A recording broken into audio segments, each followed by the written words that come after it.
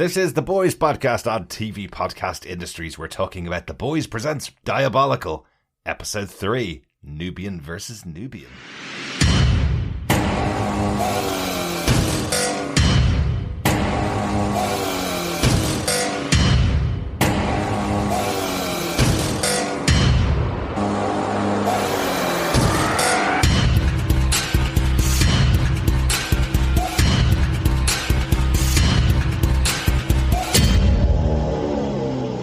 Hello again, fellow boys and girls. I'm one of your hosts, Derek. Hello there, and welcome back, fellow boys and girls. I am one of your other hosts, John. Welcome back to our coverage of Diabolical. Absolutely, yeah. We're talking about the third episode, Nubian Vs Nubian. Third episode of Diabolical, the animated show. Another very different style this time. Yes, anime-inspired in some respects here, and very much leaning into, I guess, Wakanda in terms of the Supes, at least. Well, here. yes. But with a difference in that they're not from Nubia, or any place like that. They're from downtown, and I kind of quite like that gag, to be honest. Absolutely. The character's based on Black Panther and Storm from Marvel Comics. But yes, the idea that they're entirely set up, I suppose. Let's get into discussion about the episode, because I don't want to spoil too much before we get into that discussion. Yes. Derek, what are some of the details for episode 3? Well, the episode was written by Aisha Tyler. Boys fans will know Aisha Tyler very, very well because she was also the presenter of the Boys After Show. Ah, yes. I remember when we were watching that and she was doing it for season 2, I was going, wow, her sense of humor is even more extreme than they get away with on the actual show. And now she's had the opportunity to do an animation effectively with her sense of humor. You can really feel it in this episode. Yeah, definitely. I thought it was really, really good. This episode was directed by Matthew Bordenave.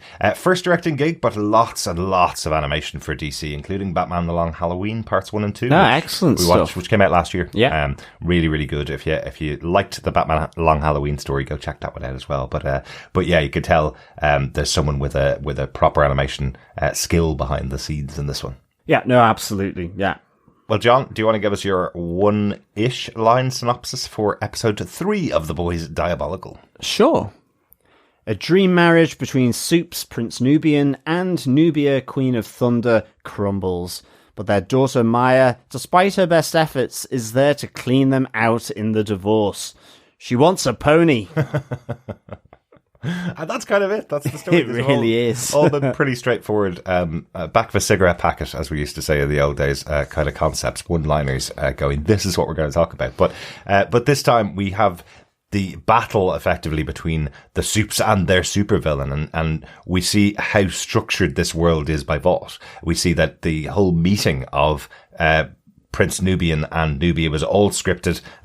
Maya points out that her mom keeps her old scripts. She has the exact lines that we're saying. And we're introduced to Groundhawk, their supervillain, the person that they go up against all the time. And he is effectively in on the whole plan. He knows exactly what's going on. Very Wolverine look. He is, isn't he? Yeah. With the exception of the mallets as hands. Yeah, instead of knives like Wolverine has, he has mallets. That's true. That's why. But I almost thought when I saw this, with mallets for hands, I mean, he could hardly do anything. I'm surprised he wasn't abandoned by his parents into the same care home as from the previous episode, because when Maya goes to him to try and save her parents' marriage by setting up another encounter where effectively the violence that they will beat down on Groundhawk will effectively get them together again through horniness or through the reigniting that special flame that brought them back together in the first place. But that's it. She's his apartment is just trashed because he's got mallets for hands. Well, exactly. Kind of a running joke that he can't do anything. I suppose that's part of the reason why he may have entered this deal with Vought, basically. He can't really do too much, so enters the deal, becomes part of this opposition to the two of them, and he gets a storyline and gets things paid for him, I guess. That's the deal.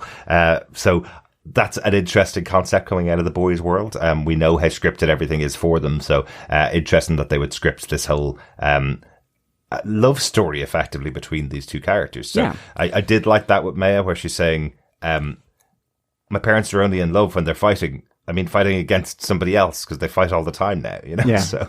But that's what I loved about it. I love the central premise of it is a love story of Prince Nubian and Nubia, Queen of Thunder, but it's actually also about Maya, because the Nubian and Nubia are, they're trying to shield Maya and from the difficulty that their marriage is going through, all the arguments that they're having, but she's absolutely clued in and wants to try and keep her mum and dad together. Yeah. Yet it comes to a point where, she sets up the battle with Groundhawk, and it seems to work. But then literally it's only temporary, because literally the next day, after a whole night of passionate sex and lovemaking, which Maya can hear. Well, I'm sure there is no coffee in the pot for the morning coffee, and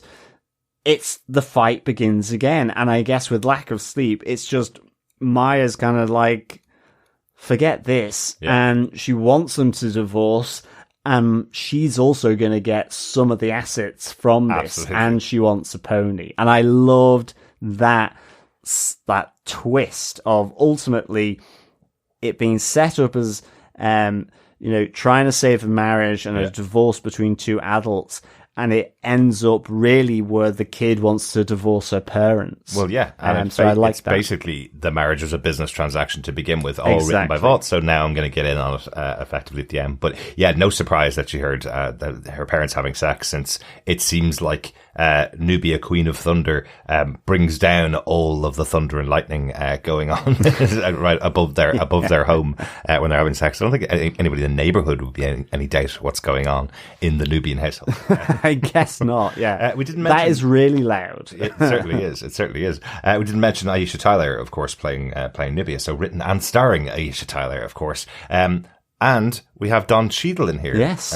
Very well known for his role as Rhodey in the Marvel movies, playing Prince Nubian. Yeah. And I kind of like his innocence almost in this episode. They're certainly both complicit in the breakup of their marriage, but I love that he seems to think, it's something that'll go away. So when Maya first asks, are the two of them getting divorced? And he's kind of going, no, not at all, and walks out of the room. And Nubia walks in and goes, your mom and dad are getting a divorce. Yes. So she's instantly tells her daughter the truth as well. I thought that was quite funny. Also love the running gag with Groundhawk that he thinks everybody's going to think he's a pedo because he's got a young girl in his house. Then Maya, when she doesn't get her way, says that she's going to tell everybody that she press gangs him basically into doing it. Later on, with her parents fighting him in the sky, can't really hear properly what she says. They hear and think that Maya has said that he's a pedo and beat him to death. Yes, exactly. Like, this is the brutality of the boys, of course, the comedy that they have. That's how dark they go. Yeah, and Maya being splattered in the blood of Groundhawk. Yeah, pretty brutal. Yeah. Anything else about this episode to talk about, John? I think that's it. It's a tragic set-up love story that goes sour and ends up with a divorce of the entire family. Yeah, exactly. Split 3 ways. Yep. I did love the closing song, I will say. I love to hear a bit of Lil Nas X with Old Town Road as the closing of the episode. Thought that was a good choice as well. But that's it. That's the episode. Have you scored this one, John? Yes, I'd give this 3.5 terror plush toy shagging out of 5. Yes, I really did enjoy this. I think of these first 4, this was the one. Probably I preferred it the second time I watched it. Right. But I still absolutely enjoyed it for sure. Yeah. I thought it was good. I mean, like, I did love the little touch, which you wouldn't necessarily get from animation when Prince Nubian and Nubia, Queen of the Thunder, first get together after taking Groundhawk down. On the first time, they embrace a real sort of passionate kissing, and Nubia just slaps Prince Nubian on the arse as they go off. I mean, it's just a nice adult way of of showing something, in terms of that passion that's happening at that moment. So I really enjoyed all those little touches, and I liked, as I said, the central sort of twist or conceit that in the end, despite all her best efforts, Maya has had enough of her own parents and realizes, it was simply a transaction that looked like it could work. And they did have feelings, but it absolutely crumbled away over time. Absolutely. Yeah, a good episode. Good also to hear John DiMaggio, who plays the role of Groundhawk. John DiMaggio, probably best known as Bender from Futurama. You can certainly hear it in the voice there occasionally. Again, a much more adult voice here from John DiMaggio than we normally get from Bender and Futurama. Yes. Excellent stuff. That's it for our third episode of The Boys Diabolical. We'll be back tomorrow with our thoughts about the fourth episode, Laser Baby's Day Out. Yes, remember you can support us over at our podcast. Please subscribe, share the podcast to share the love. Mm-hmm. We're also on Patreon. Just head on over to patreon.com/TV Podcast Industries, where you can subscribe for a monthly amount. And we are also on buymeacoffee.com/TVPI, where you can give a once-off support if you so wish. Do what Prince Nubian didn't do. Buy us a coffee. Yeah, exactly.